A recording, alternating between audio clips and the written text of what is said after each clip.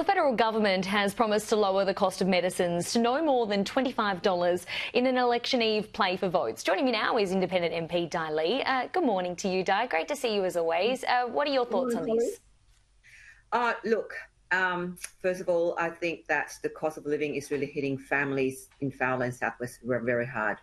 And I think this is, supporting those that are missing out or deferring taking medicine. So I think it is a good start. I think my concern, obviously, is we are sounding like we're going to go into a deficit in the budget.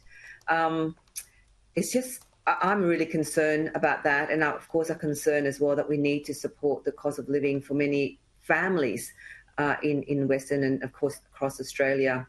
So, look, I welcome it, but with a bit of trepidation in terms of what will it mean long-term for our economy and for our families. And as you have to remember, I mean, all of this money that the government is spending and announcing, it is, after all, taxpayers' money. We pay the tax and then they say, oh, here, give you back a few dollars to help with your medicine or to help with your energy bills, when in reality, we are, that's our money in the first place. So there is, the government is still failing to really, from my perspective, fundamentally, fix the system, be it energy, be it petrol, be it medicine. And this, to me, sounds like a short-term approach. I just hope to hear what are the long-term approach to address our cost of living for families and, of course, for small businesses in Southwest and Western Sydney and in areas like Fowler. Absolutely. Some good points you made there. I mean, the last time Australians paid no more than $25 for a PBS medicine was over 20 years ago. But this is good for Australians, as you mentioned, but it's more about the longer term. And at the end of the day, it's more government spending.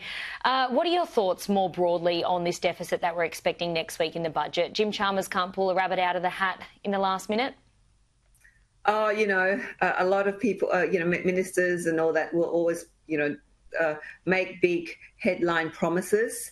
And just to remind them to really be mindful of what they promise and what they can deliver.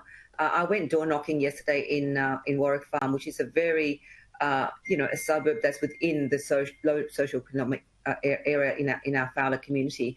And people are telling me that they are so sick and tired of the major parties. That impacts, of course, any people like myself are going out there and trying to represent the community. And I did say, look, I'm an independent and I have kept the government accountable and calling them out a lot on their failed policies.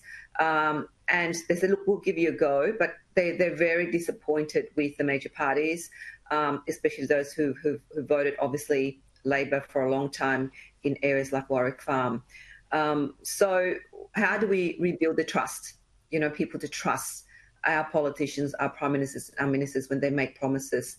Hopefully they're going to be responsible in their spending, because we need irresponsible economic management for our community as well as for our country to really thrive in the future. And if you keep on spending like this, what's going to happen? Yeah, I mean, it's all good and well to come out with these announcements and, the PBS announcement or medication announcement, that's great, but it's not really reflecting back into Australians' back pockets, and that's the discussions I'm having with a lot of people too. I mean, we've got power prices set to inch higher again. It's sort of like, what do Australians believe at the moment when they're hurting so much? Absolutely. Look, people, I mean, it's like an electric shock, right, with the news that the AER, the Australian Energy Regulators, announced just last week about the potential increase of 9%, especially in New South Wales. And I cannot emphasise enough the pain that my community, families and workers and businesses are feeling out here. And they're already feeling the pain of paying the energy bills as well as the insurance costs as well as grocery bills. And now with the prediction of a further increase of 9%, that is going to cause a huge electric shock to many people. And what will the government do to address that? And I would just flag and warn the government, don't just give short-term minuscule rebates and not think of long-term structural fix for especially our energy sector, because it feels like the AER is doing price fixing for the energy, retailers there, rather than actually being a referee and regulating to ensure that prices stabilise. There's so much to be done, so much more to be done for our our communities that are suffering with the cost of living at the moment. And these are several weak points for the Albanese government leading into this federal election. And the points that you're raising today, Di, I've just got to ask you. I mean, you're debating Angus Taylor and Andrew Charlton, the Special Envoy, of course, for cybersecurity tonight at Western Sydney Uni. How are you feeling about that? I hope that it's not about debating. I think it's about having a conversation. I think I'll keep the two accountable, whatever promises they're going to make, whether or not they have lived the lives of those in Western and Southwestern Sydney. Right, so they are representing Western and Southwestern Sydney.